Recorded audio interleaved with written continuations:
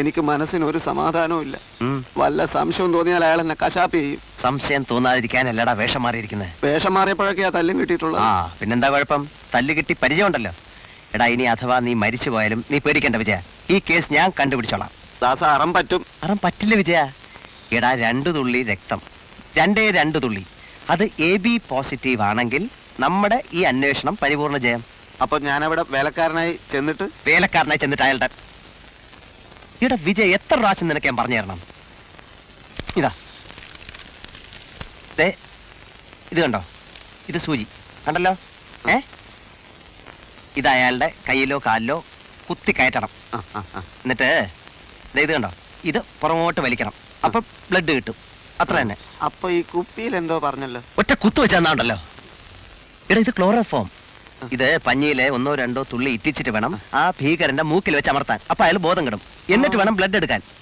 അത്രേ ഉള്ളൂ. അപ്പൊ ക്ലോറോഫോം മൂക്കിൽ വെച്ചോട്ടെ എന്ന് ചോദിച്ചാൽ അയാൾ സമ്മതിക്കും അല്ലേ?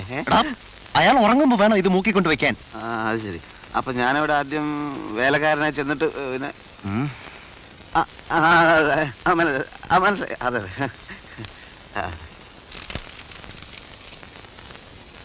അപ്പൊ എല്ലാം പറഞ്ഞ പോലെ വിഷ് യു സക്സസ്. അപ്പൊ ഈ സിറിഞ്ചിന്റെ അമ്മൂമ്മയുടെ മനസ്സിലായി.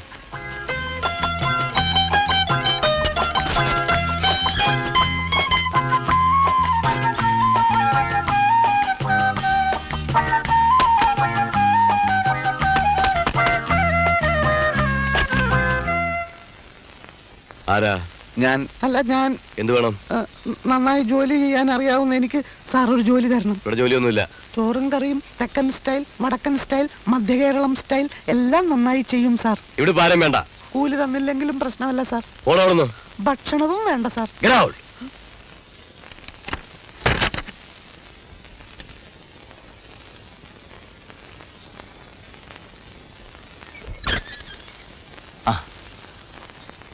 എന്തായി? അയാൾ ഗെറ്റ് ഔട്ട് അടിച്ചു. എന്ന് പറഞ്ഞ് തിരിച്ചു പോന്നാലെങ്ങനാ? ഒന്നുകൂടെ ചെന്ന് നോക്ക്. കൂലി വേണ്ട, ഭക്ഷണം വേണ്ട എന്നൊക്കെ ഞാൻ പറഞ്ഞു നോക്കി. ഇനിയും ചെന്നാൽ അയാൾ ഇടിക്കും. ഇതൊന്നും നടക്കുന്ന കാര്യമല്ല ദാസ. ആ സർക്കിൾ ഇൻസ്പെക്ടർ പറഞ്ഞതുപോലെ അയാളെ എത്രയും പെട്ടെന്ന് അറസ്റ്റ് ചെയ്യുക. അപ്പൊ നമുക്ക് ഇഷ്ടം പോലെ ചോര എടുക്കാലോ. എടാ അയാളെ അറസ്റ്റ് ചെയ്യാൻ നമുക്ക് തെളിവുകൾ എവിടെ? എന്നാൽ ഇനി നീ താടി ഒട്ടിച്ച് ചെല്ല്. താടി ഒട്ടിച്ചാലൊന്നും എനിക്ക് വേലക്കാരന്റെ ലുക്ക് കിട്ടില്ലടാ. ഈ ചുറ്റുപാടി തന്നെ മറ്റേതെങ്കിലും വീട്ടിൽ കയറിയാലും മതി. അതുകൊണ്ടെന്താ കാര്യം? എപ്പോഴും നമുക്ക് അയാളെ വാച്ച് ചെയ്യാൻ പറ്റും. അയാളുടെ നീക്കങ്ങളും നമുക്ക് കാണാം. രാത്രി വന്ന് രക്തം കൊടുക്കാം. ആ വീട്ടിൽ ചെന്ന് നോക്ക്. വേണം. നമുക്ക് മെഡല് വാങ്ങണ്ടേ, പേരെടുക്കണ്ടേ, ഉയർന്നുയർന്ന് വലിയ ഉദ്യോഗസ്ഥന്മാരാകണ്ടേ, ജോലിയില്ലാതെ തെണ്ടി നടന്നപ്പോ കണ്ടിരുന്ന സ്വപ്നങ്ങളൊക്കെ യാഥാർത്ഥ്യമാക്കണ്ടേ? വേണം. വലിയ വീട്, കാർ, AC, ഫ്രിഡ്ജ്. അതാ പറഞ്ഞ മോൻ ചെല്ലേ. ആ വീട്ടിലോട്ട് കയറിച്ചല്ലേ. ചെല്ലേ.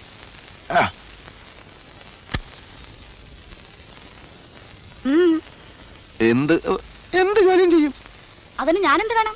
എച്ചിൽ പാത്രം കഴുകും, നിലം തുടക്കും, വിറക് കീറും, വെള്ളം കോരും. പോരിക്കോ? പട്ടിണി പാവങ്ങളോട് ധാരാളം കരുണ കാണിക്കുന്ന ഒരു കൊച്ചമ്മയാണ് ഇവിടുത്തെ കൊച്ചമ്മയെന്ന് എല്ലാവരും പറഞ്ഞു. ആ പറഞ്ഞ എന്നെ പറ്റി ആയിരിക്കില്ല. തനിക്ക് വീട് മാറിയതാവും. കൊച്ചമ്മേ, ഈ തങ്കപ്പനൊരു പാവാണ് കൊച്ചമ്മേ. കണ്ടിട്ടൊരു കള്ളനെ പോലെ ഉണ്ട്. അയ്യോ, അത് താടി അല്ല, മുടിയല്ല, താടി. താനൊന്ന് പോയാട്ടെ. ഇവിടെ ജോലിക്ക് പാരയും വേണ്ട. ആരെവിടെ? തന്നോട് പോകാനല്ലേ പറഞ്ഞത്? നമസ്കാരം അമ്മേ. ഇവനാരാ? ഞാനൊരു വേലക്കാരനായിട്ട് വന്നതാണമ്മേ. വേലക്കാരനായിട്ടോ? അപ്പൊ ശരിക്കുള്ള വേലക്കാരനല്ലേ നീ? എന്നാ അടുക്കള ഭാഗത്തേക്ക് വാ. ഏയ്, ഇതിലല്ല, അപ്പുറത്തോട് വാ. ഊരും പേരും അറിയാത്തന്നെ വീട്ടിൽ കയറ്റരുത്. അത് പറയാ നീ ആരാ? എടാ വായ നിൽക്കാതെ അപ്പുറത്തോട് വാടാ. നന്ദി അമ്മേ, നന്ദി. അങ്ങനെ വരട്ടെ. എനിക്ക് വീട്ടിൽ വല്ല അധികാരമുണ്ടെന്ന് ഇന്ന് അറിയണം. അതിന് അവൻ പറഞ്ഞില്ല. നിനക്ക് ഈ വീട്ടിൽ അധികാരമില്ല, ഗതികാരമില്ല. അപ്പുറത്തോട്ട് വാടാ.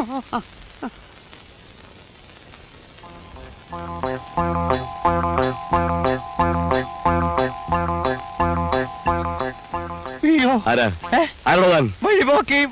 വഴിപോക്കൻ.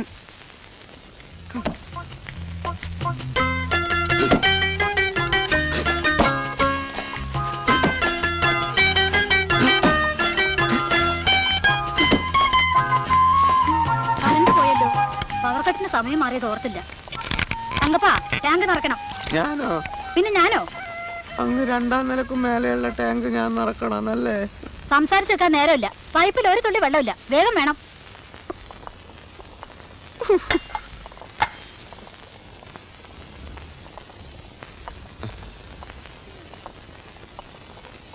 കുടിക്കാൻ കഞ്ഞിവെള്ളം വേണോ ചേട്ടാ?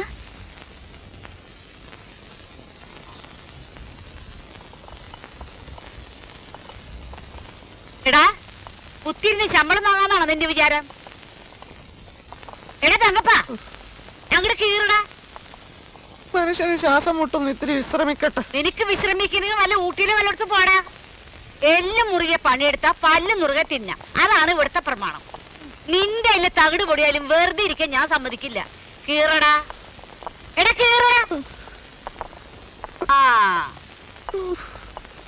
അത് കഴിഞ്ഞ് വെയില് പോണതിന് മുമ്പേ ഇത് മുഴുവൻ അലിക്കിടണം. അതും ഞാൻ തന്നെ ചെയ്യണോ? പിന്നെ നിന്റെ മറ്റോണ്ടിരിക്കണ്ട ഇവിടെ. കണ്ടവളുടെ വിഴുപ്പലക്കാനാണോ ഈശ്വര നീ എന്നെ CID ആക്കിയത്? എടാ ദാസാ, എന്താ എന്താ എന്താ നീ പിറുപിറുക്കണേ? ഒന്നുമില്ലേ? എടാ നീ വെള്ളം നിറച്ചില്ലേ?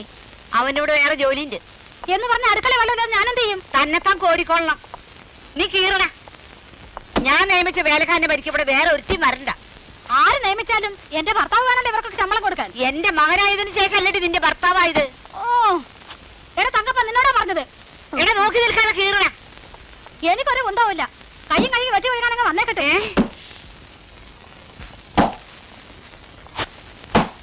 ഞാൻ പറയുന്നത് മാത്രം അനുസരിച്ചാ മതി. ടാങ്കിൽ വെള്ളം നിറയ്ക്കാൻ അധികം താമസിക്കണ്ട. കീറിക്കോ കീറിക്കോ.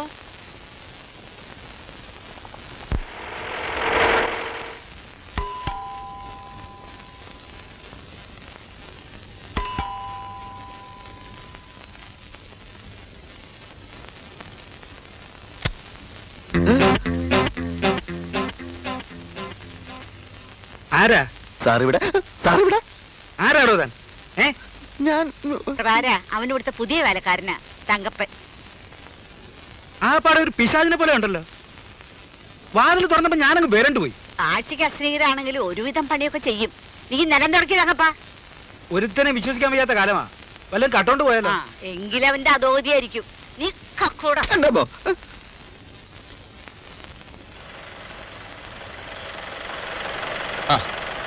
എവിടുന്ന ഈ വഴിക്ക്? മോനെ ഡേ കെയറിന്ന് കൊണ്ടുവരാൻ പോയതാ.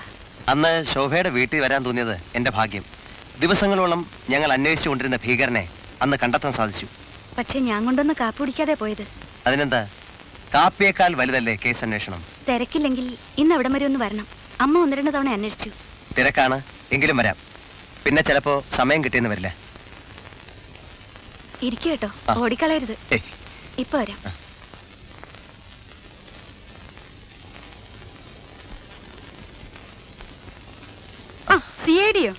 CID നാട്ടിൽ തന്നെ ഉണ്ടായിരുന്നോ? ഉണ്ടായിരുന്നു. ഓരോരോ ആവശ്യങ്ങൾക്കായി അങ്ങും ഇങ്ങും അലയുകയായിരുന്നു.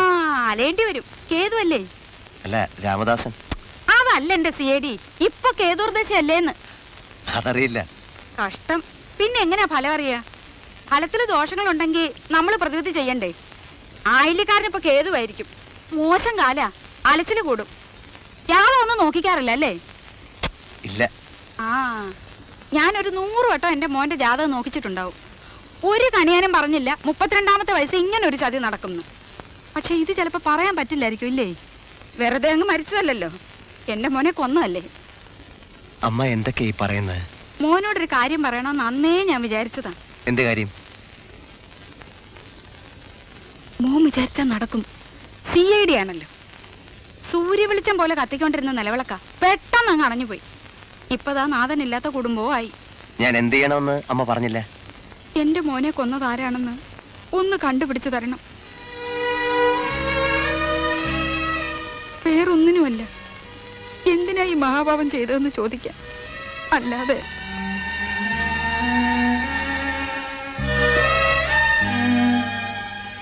എന്താ അമ്മേ?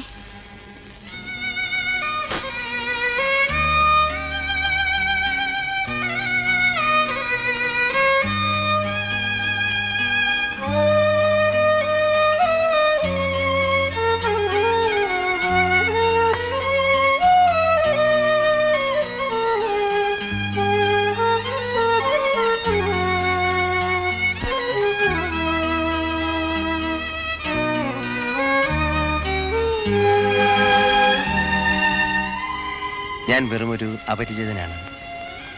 എങ്കിലും അമ്മയോട് ദേഷ്യം തോന്നരുത്. രാജേട്ടൻ പോയ പിന്നെ അമ്മ ഇതുവരെ നോർമൽ ആയിട്ടില്ല. ഞാൻ അതല്ല ചോദിച്ചത്. മനസ്സിലായി. രാജേട്ടനെ ആരെങ്കിലും കൊന്നതാണോന്നല്ലേ? അതെ, അങ്ങനെ പറഞ്ഞു. ശരിയാണ്. ഇൻസ്പെക്ടറായിരുന്നു. ചെക്ക് പോസ്റ്റിൽ വെച്ചാണ് കൊല്ലപ്പെട്ടത്. കഞ്ചാവ് കടത്തുന്നവരുടെ ലോറി തടയാൻ ശ്രമിച്ചതാണത്രേ. ആരാണത് ചെയ്തതെന്ന് തെളിഞ്ഞില്ലേ? തെളിഞ്ഞാലും ഇല്ലെങ്കിലും രാജേട്ടനെ തിരിച്ചു കിട്ടില്ലല്ലോ. അതുകൊണ്ട് ഞാൻ കേസിന്റെ പുറകെ പോയില്ല. പോയിരുന്നേല് അമ്മയും വിജിമോനും പട്ടിണി കിടന്നേനെ. അല്ല, ഈ മർഡർ കേസ് ആവുമ്പോ ആർക്കാണ് താല്പര്യം? സർക്കാരിനോ അതോ വക്കീലന്മാർക്കോ? കൊലപാതകമല്ലെന്ന് വരുത്തി തീർക്കാനാണ് സർക്കാർ ശ്രമിച്ചത്, ആനുകൂല്യങ്ങൾക്ക് തടസ്സമുണ്ടാക്കാൻ.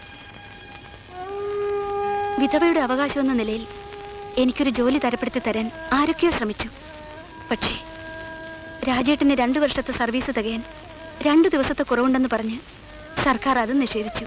അതൊന്നും അങ്ങനെ വിടാൻ പാടില്ലായിരുന്നു. പിന്നെ ഞാൻ ചെന്ന് രാഷ്ട്രീയ നേതാക്കന്മാരുടെ വീട്ടുപടിക്കൽ കാവലിരിക്കണമായിരുന്നു. ഇപ്പോ അഭിമാനമെങ്കിലും നഷ്ടപ്പെട്ടിട്ടില്ലെന്ന് സമാധാനിക്കാം. എത്ര കഷ്ടപ്പെട്ടാലും എന്റെ മോനെ ഒരു നല്ല നിലയിലാക്കണമെന്ന് പ്രാർത്ഥന എനിക്കുള്ളൂ. ശോഭയുടെ അച്ഛനും അമ്മയൊക്കെ അവരെന്നെ നേരത്തെ എഴുതി തള്ളിയതാണ്. സ്പോർട്സ്മാനായ രാജേട്ടനെ സ്നേഹിച്ചതിന്, വിവാഹം കഴിച്ചതിന്. ആ, ഞാനൊരു ക്രിസ്ത്യാനി പെണ്ണായിട്ടാണ് ജനിച്ചതെന്ന് പറയാൻ വിട്ടു. ഇത്രയും പ്രയാസങ്ങൾ ഉള്ളിലൊതുക്കി കഴിയുന്ന ഒരാളാണ് ശോഭയെന്ന് ഞാൻ പ്രതീക്ഷിച്ചതേയില്ല. ഞാനൊക്കെ മറക്കാൻ ശ്രമിക്കുകയാണ്. മറന്നേ പറ്റൂ. അമ്മയുടെ വിശ്വാസം വിജിമോന്റെ ജാതകദോഷം കൊണ്ടാ രാജേട്ടൻ മരിച്ചതെന്നാണ്. സത്യത്തിൽ അമ്മയെ ഭയന്നിട്ടാ ഞാൻ ജോലിക്ക് പോകുമ്പോൾ മോനെ ഡേ കെയറിലാക്കുന്നത്. അല്ലാതെ കാശുണ്ടായിട്ടൊന്നുമല്ല. ശോഭയ്ക്ക് വിരോധമില്ലെങ്കിൽ കൂടുതൽ മെച്ചപ്പെട്ട ഒരു ജോലിക്ക് വേണ്ടി ഞാൻ ശ്രമിക്കാം. എന്ത് ജോലി? ഗവൺമെന്റ് സർവീസിൽ തന്നെ. കിട്ടില്ല. അങ്ങനെ പറയരുത്. ഒരു വലിയ സമരമാണ് നമ്മുടെയൊക്കെ ജീവിതം. പൊരുതിയാലേ പിടിച്ചു നിൽക്കാൻ പറ്റൂ. ഞാനൊന്ന് ശ്രമിച്ചു നോക്കട്ടെ.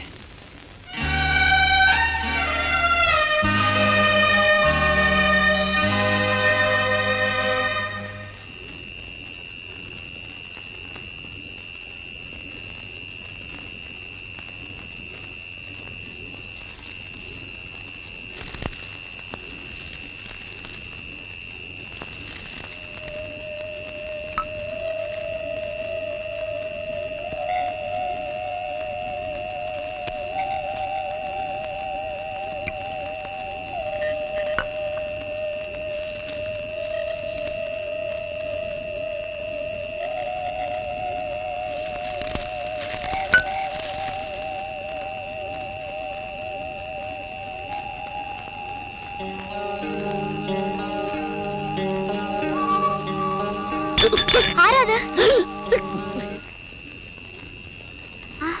തങ്കപ്പൻ ചേട്ടനോ? നീ വരെ ഉറങ്ങിയില്ലേ? അയ്യോ, ഇതെന്താ ശബ്ദം ഏതാണ്ട് പോലെ ഇരിക്കുന്നല്ലോ. ജലദോഷം ജലദോഷം. ഇപ്പൊ ശരിയായി. ചേട്ടൻ എങ്ങോട്ട് പോവാ?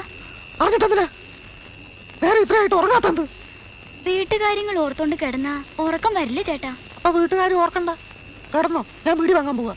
എന്നിട്ട് ഉടനെ വരുവോ? ഞാൻ വരുവോ വരാതിരിക്കുകയോ ചെയ്യും. വിറക് കീറാൻ ചേട്ടൻ വിഷമിക്കുന്ന കണ്ടപ്പോ എനിക്ക് സങ്കടം വന്നു. പോയി കിടന്ന് ഉറങ്ങാൻ നോക്കൂ കുരിശേ.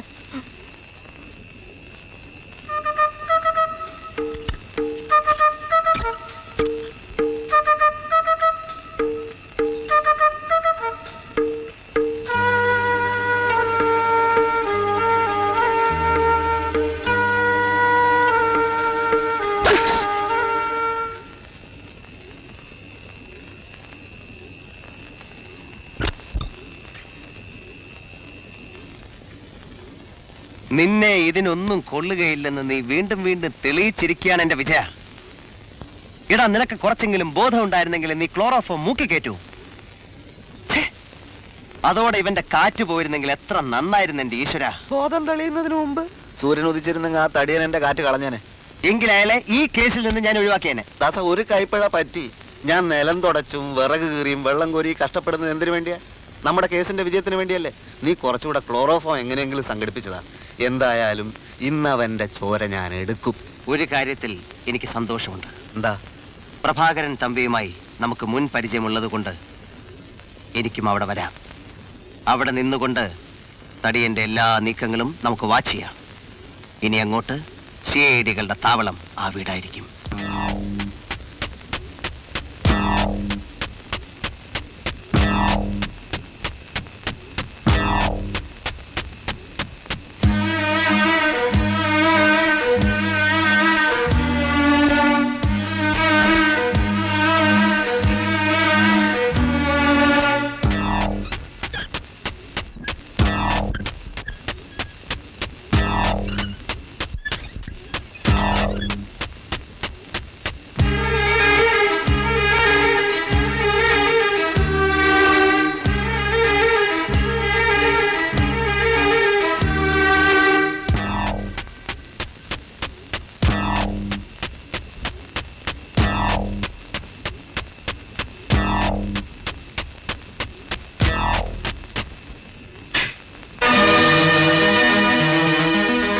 അനന്തൻ നമ്പ്യാർ, നിങ്ങൾ? ഞാൻ ജയിലിൽ ചാടി.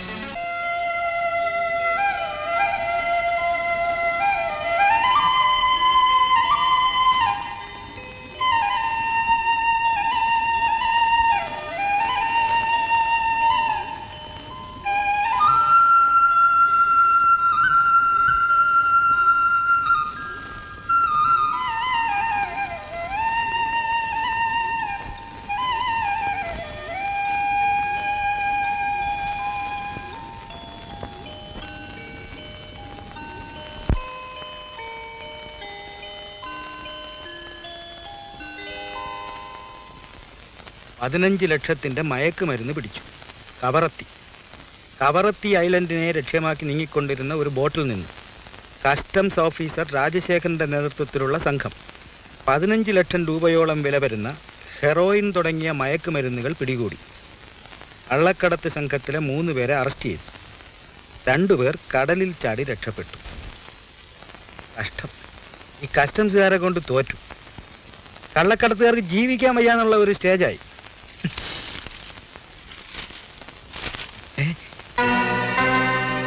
മയക്കുമരുന്ന് കള്ളക്കടത്ത് രാജാവ് അനന്തൻ നമ്പ്യാർ ജയിൽ ചാടി.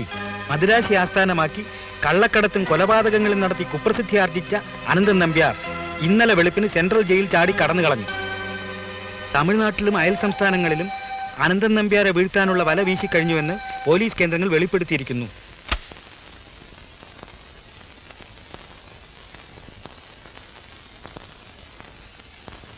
അനന്തോ, ഓ അനന്തൻ നമ്പ്യാരെ, എന്നെ തല്ലല്ലേ, ഞാൻ ഒരു കുറ്റവും ചെയ്തിട്ടില്ല. ഇങ്ങോട്ട് നോക്കി, ഇത് ഞാനാ, പ്രഭാകരൻ നമ്പി. ഞാനങ്ങ് ഭയന്നു പോയില്ലോടോ.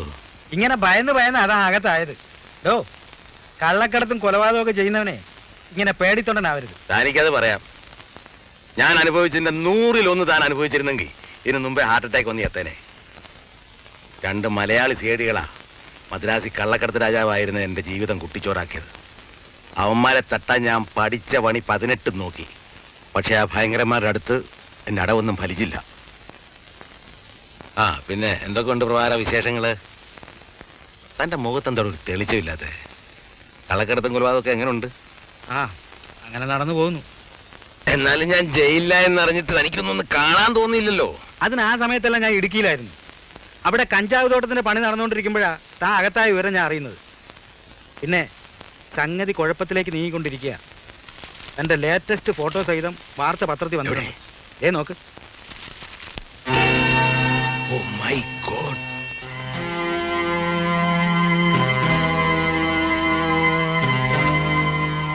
പുറത്തിറങ്ങാൻ പറ്റാത്ത സ്ഥിതിയായല്ലോ ഈശ്വര. പുറത്തിറങ്ങാൻ പറ്റില്ല അനന്താ. എന്നെ പറ്റി പോലീസിന് ഇന്നുവരെ യാതൊരു സംശയവുമില്ല. അനാഥ മന്ദിരം, കുഷ്ഠരോഗ നിവാരണം എന്നൊക്കെ പറഞ്ഞ് വളരെ മാന്യമായ രീതിയിൽ ഞാൻ മുന്നോട്ട് പോയിക്കൊണ്ടിരിക്കുക. താനുമായി ബന്ധമുണ്ടെന്നോ മറ്റോ പോലീസുകാർ അറിഞ്ഞാൽ എന്റെ ഭാവി അതോടെ അവതാളത്തിലാവും. അപ്പോ അനന്തൻ ഇവിടുന്ന് പോണം. പ്രഭാകര, പതുക്കെ. എന്റെ ഭാര്യയെ ഞാൻ ഈ പത്രം കാണിച്ചിട്ടില്ല. എന്റെ രഹസ്യങ്ങളൊന്നും അവർക്ക് പോലും അറിയില്ല. എന്നെ ആപ്പിലാക്കാതെ അനന്തൻ എത്രയും പെട്ടെന്ന് ഒന്ന് സ്ഥലം വിടണം. ആ പഴയ പ്രഭാകരൻ തന്നെയാണോ ഈ സംസാരിക്കുന്നത്? 7 വർഷങ്ങൾക്ക് മുമ്പ് വിജയവാഡയിലെ കാസിനോ ഹോട്ടലിൽ വെച്ചൊരു മാർവാടിയെ തല്ലിച്ചതച്ച് ഇടയിലുണ്ടായിരുന്ന 4 ലക്ഷം രൂപ നമ്മൾ പങ്കിട്ട് ആ സൗഹൃദമൊക്കെ താൻ ഇത്ര പെട്ടെന്ന് മറന്നോ? പഴയ കാര്യങ്ങളൊന്നും പറഞ്ഞ് നേരം കളയണ്ട. ഞാൻ കുറച്ച് രൂപ വേണമെങ്കിൽ തരാം. രൂപയല്ല എനിക്കിപ്പോൾ ആവശ്യം, ഒളിച്ചിരിക്കാൻ്റെ ഇടവാ. ഇന്ത്യയിൽ ഒരിടത്തും എനിക്ക് രക്ഷയില്ല. താൻ എനിക്കൊരു കള്ള പാസ്പോർട്ട് സംഘടിപ്പിച്ചതാ. ഞാൻ വല്ല മലയാളിലോ സിംഗപ്പൂരിലോ എവിടെങ്കിലും പോയി വല്ല കൂലിപ്പണിയും ചെയ്ത് ജീവിച്ചോളാം. അതൊന്നും പെട്ടെന്ന് നടക്കുന്ന കാര്യമല്ല എന്താ. എന്നാ ഞാൻ ചെന്ന് പോലീസിന് പിടി കൊടുക്കട്ടെ. അതാണ് നല്ലത്. ഒരു കള്ള പാസ്പോർട്ട് സംഘടിപ്പിച്ചാൽ ഞാൻ ഈ വീട്ടിൽ നിന്ന് പോകത്തില്ല.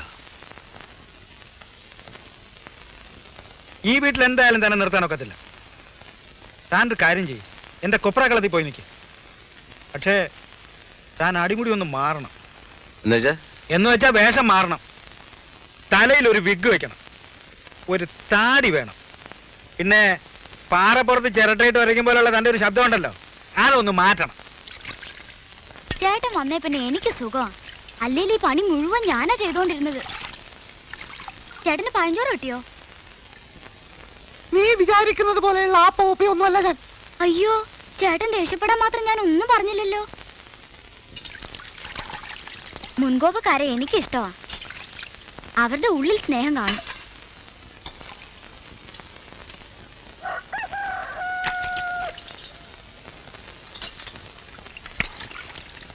ചേട്ടൻ ആരെങ്കിലും ലവ് ചെയ്തിട്ടുണ്ടോ? എടി പെണ്ണെ, നിന്റെ ചാട്ട എങ്ങോട്ടാണെന്നൊക്കെ എനിക്ക് മനസ്സിലാവുന്നുണ്ട്.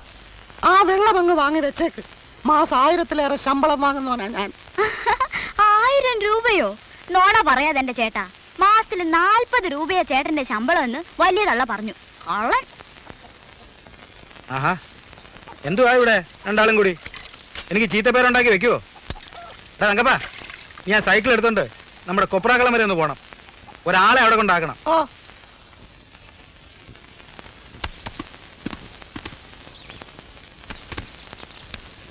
ചേട്ടൻ ഇറങ്ങിക്കോ. ഇവിടെയാണോ? അതെ.